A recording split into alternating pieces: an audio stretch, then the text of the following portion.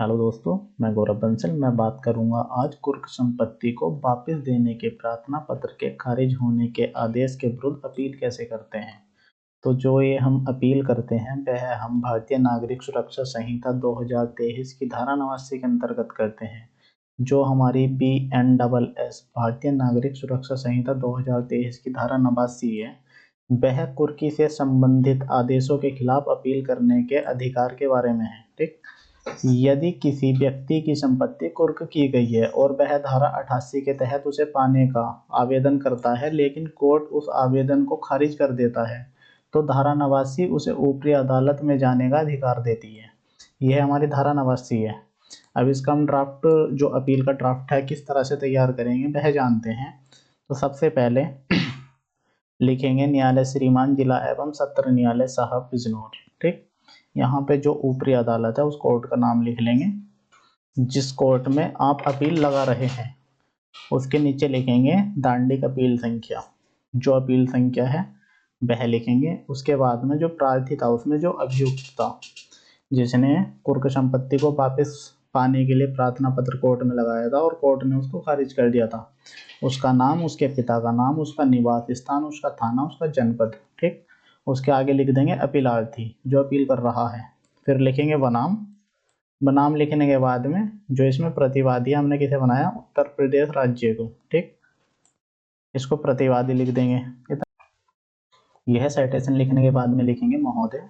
महोदय लिखने के बाद नेक्स्ट लाइन से लिखेंगे अपराध संख्या XYZ में, राज्य का नाम क्या है, धारा XYZ, थाना XYZ, जनपद बिजनौर में। ठीक, यहाँ पे जो अपीलार्थी है, अपीलार्थी का जो मुकदमा था उस मुकदमे की संख्या, उसका नाम, राज्य का नाम क्या, जो पार्टी थी उसमें, उसकी धारा, उसका थाना, उसका जनपद। जनपद लिखने के बाद लिखेंगे माननीय न्यायालय CGM में। माननीय न्यायालय CGM द्वारा भारतीय नागरिक सुरक्षा संहिता 2023 की धारा 88 के अंतर्गत अपीलार्थी अभियुक्त की कुर्क संपत्ति को निर्मुक्त करने के प्रार्थना पत्र को खारिज करने के आदेश दिनांक, जिस दिनांक को आदेश हुए हैं खारिज करने के, वह दिनांक लिखेंगे। उसको लिखने के बाद लिखेंगे के विरुद्ध अपीलार्थी निम्न आधारों पर भारतीय नागरिक सुरक्षा संहिता 2023 की धारा 89 के अंतर्गत अपील प्रस्तुत कर रहा है। ठीक, इतना लिखने के बाद में ये बताना पड़ेगा कोर्ट को कि वो है जो इसमें अपीलार्थी है वह अपील क्यों कर रहा है। यह लिखने के बाद में लिखेंगे प्रकरण के तथ्य, जो उस मुकदमे के तथ्य थे वह हम कोर्ट को बताएंगे। इसमें पैरा 1 लिखेंगे, यह है कि अपराध संख्या, जो अपराध संख्या थी वह लिखेंगे। फिर पार्टी का नाम लिखेंगे, राज्य का नाम क्या है, जो पार्टी का नाम था, फिर धारा, फिर थाना, फिर जनपद। ठीक, ये लिखने के बाद लिखेंगे में अपीलार्थी अभियुक्त को फरार उद्घोषित कर निम्न न्यायालय के आदेश से अपीलार्थी की संपत्ति कुर्क की गई थी। कोर्ट को बताएंगे कि संपत्ति कुर्क जो है वो क्यों की गई थी। ये लिखने के बाद इसमें पैरा 2 लिखेंगे, यह है कि अपीलार्थी अभियुक्त ने नियत अवधि में न्यायालय में आत्मसमर्पण करके, ठीक, कोर्ट को बताएंगे यह है कि नियत अवधि में न्यायालय में आत्मसमर्पण करके कुर्क संपत्ति को निर्मुक्त कराने हेतु प्रार्थना पत्र योजित किया था।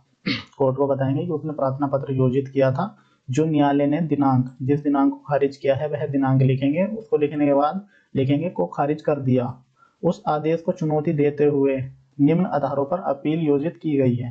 कोर्ट को यह भी बताना पड़ेगा कि अपील जो है क्यों योजित की गई है। ठीक, इतना लिखने के बाद इसमें अपील के आधार लिखेंगे। लिखेंगे अपील के आधार, इसमें पैरा 1 लिखेंगे, यह है कि न्यायालय का आदेश तथ्यों एवं विधि के विरुद्ध है।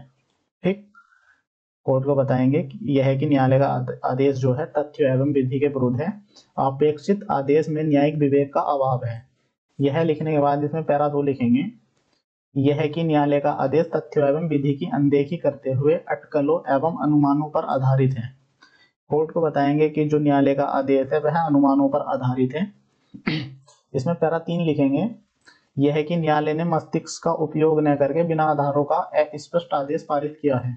कोर्ट को यह भी बताएंगे कि इसमें जो न्यायालय है, न्यायालय ने मस्तिष्क का उपयोग करके बिना आधारों के स्पष्ट आदेश पारित किया है। इसमें पैरा 4 लिखेंगे, यह है कि अपीलार्थी ने न्यायालय में उपस्थित न हो पाने के विस्पष्ट करने वाले पर्याप्त आधारों को प्रकट किया था।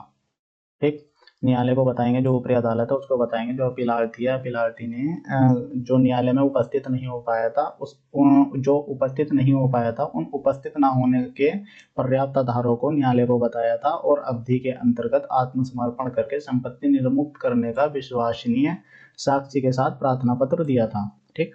कोर्ट को ये भी बताएंगे कि जो अवधि थी, जो नियत तिथि थी, उस नियत तिथि को अपीलार्थी ने आत्मसमर्पण करके संपत्ति को निर्मुक्त करने का विश्वसनीय साक्ष्य के साथ प्रार्थना पत्र दिया था, जो न्यायालय ने मनमाने ढंग से निरस्त कर दिया है। ठीक। अपीलार्थी की साक्ष्य एवं युक्ति युक्त संगत तर्कों पर बल न देकर अनुचित एवं अनावश्यक आधारों पर अपेक्षित आदेश पारित किया गया है, जो ठहरने योग्य नहीं है। कोर्ट को ये बताएंगे जो युक्ति युक्त संगत तर्कों पर बल न देकर अनुचित एवं अनावश्यक आधार पर अपेक्षित आदेश पारित किया गया है, जो ठहरने योग्य नहीं है। अब इसमें पैरा 5 लिखेंगे, यह है कि कुर्क हुई संपत्ति का अपीलार्थी अभियुक्त के अतिरिक्त अन्य कोई स्वामी नहीं है।